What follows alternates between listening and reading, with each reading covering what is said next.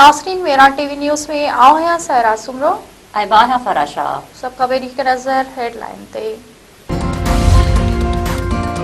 कोहाट में दहशतगर्दनि जो पुलिस मथां हमलो, डीएसपी समेत 7 ॼणा शहीद। शकरदुरा रोड ते पुलिस मोबाइल मथां दहशतगर्दनि जी फायरिंग, डीएसपी वाहिद महमूद समेत 6 अहलकार शहीद, 3 अहलकार ज़ख़्मी। हिकु वाटहड़ू शख़्स बि मारिजी वियो। डीपीओ कोहाट जो चवणु आहे त दहशतगर्दनि हमले बाद पुलिस मोबाइल खे बाहि ॾेई छॾी। वफ़ाक़ी घरू वज़ीर पारां पुलिस मथां ख़ारजनि जे हमले जी मज़म्मत। मोहसिन नक़वी चयो आहे त शहीद अहलकारनि जे लाज़वाल क़ुर्बानियुनि खे हमेशह यादि रखियो वेंदो। बानी पीटीआई जी अखि जो ॿीहर इस्लामाबाद जे पम्स इस्पताल में मुआइनो। अॻूणे वज़ीर आज़म खे राति जो देर सां अडयाला जेल खां इस्पताल मुंतक़िल कयो वियो। पम्स इस्पताल इंतज़ामिया जो चवणु आहे त बानी पीटीआई खे अखि जे इलाज जे फॉलोअप लाइ इस्पताल आंदो वियो हुयो। बानी पीटीआई खे इंजेक्शन जो ॿियो डोज़ लॻायो वियो। इस्पताल इंतज़ामिया जो वधीक चवणु आहे त इलाज जे प्रोसीजर लाइ बानी पीटीआई जी रज़ामंदी हासिल कई वई। प्रोसीजर खां अॻु माहिर डॉक्टरनि जे बोर्ड संदसि मुआइनो कयो। बानी पीटीआई खे ज़रूरी हिदायतुनि ऐं दस्तावेज़नि सां गॾु डिस्चार्ज कयो वियो।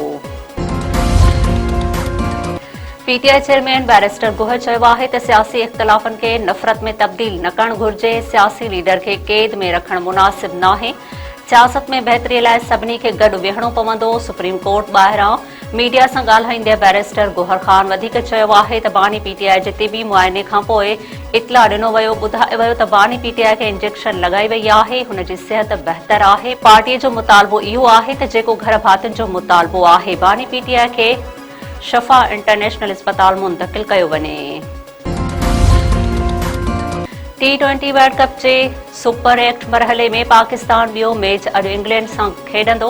श्रीलंका जे पालीकले ग्राउंड ते ॿई टीमूं आम्हूं साम्हूं थींदियूं। मैच पाकिस्तान वक़्त मूजिबि शाम जो 6:30 वॻे शुरू थींदो। क़ौमी टीम में 1 खां 2 तब्दीलियुनि जो इम्कान। हतमी फ़ैसिलो टास वक़्तु थींदो। सिंध काबीना रमज़ान दौरान आम वापे जे शयुनि जे अघनि ते ज़ाब्ते जी हिदायत करे छॾी। वॾे वज़ीर सईद मुराद अली शाह जी सदारत हेठि काबीना जो इजलास। अघनि ते ज़ाब्ते लाइ डीसीज़ ऐं एसीज़ खे मैजिस्ट्रेट जा इख़्तियार ॾियण जो फ़ैसिलो। कराची जे रोडनि जी मरम्मत ऐं बहालीअ लाइ 8 अरब 25 करोड़ रुपया जारी। हैदराबाद म्यूनिसिपल कारपोरेशन लाइ 5 अरब 20 करोड़ रुपयनि जी ग्रांट मंज़ूर। वॾे वज़ीर सईद मुराद अली शाह चयो आहे त आम वापे जे शयुनि जे अघनि ते ज़ाब्तो आणण लाइ समूरा घुर्बल क़दम खंया वञनि।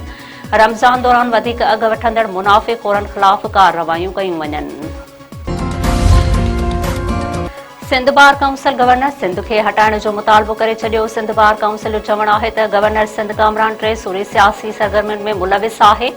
आइन जी भञकड़ीअ ते गवर्नर सिंध खे उहिदे तां हटायो वञे। गवर्नर सिंध जे तकरारी बयान ख़िलाफ़ मलीर, दादू ऐं ठटे में वकीलनि पारां अदालती कार्रवायुनि जो बाइकाट। ठटे वेझो आयल टैंकर ऐं मज़दा विच में टक्कर, 2 नौजवान फौत, 2 ज़ख़्मी। पठान कॉलोनीअ वटि सिजावल रोड ते तेज़ रफ़्तारीअ सबबि हादसो। कराची वासे तनवीर डोगर ऐं टडो भागो वासे सालिह मोहम्मद लोहार फौत, 2 ॼणा ज़ख़्मी। 2 पाड़ा मरी विया। चौपाईमाल जा वापारी टंडे भागे खां मज़दा में जानवर खणी कराची वञी रहिया हुआ त हादसो पेश आयो। बडाणी वेझो गोला बिरादरी जे धुरियुनि में जहिड़ो नौजवान गोलियूं लॻण सबबि क़तल। ॻोठ तेरो ख़ान गोलो जे धुरियुनि में ज़मीन जी मालिकीअ तां हलंदड़ पुराणो तकरार भड़की उथियो। फायरिंग में 22 वरनि जो चाकिर हुसैन गोलो मौक़े ते मारिजी वियो। वाक़िए बाद धुरियुनि में छिक ताण। धुरियुनि में हलंदड़ तकरार तां अॻ में बि 2 ॼणा क़तल थी चुका हुआ।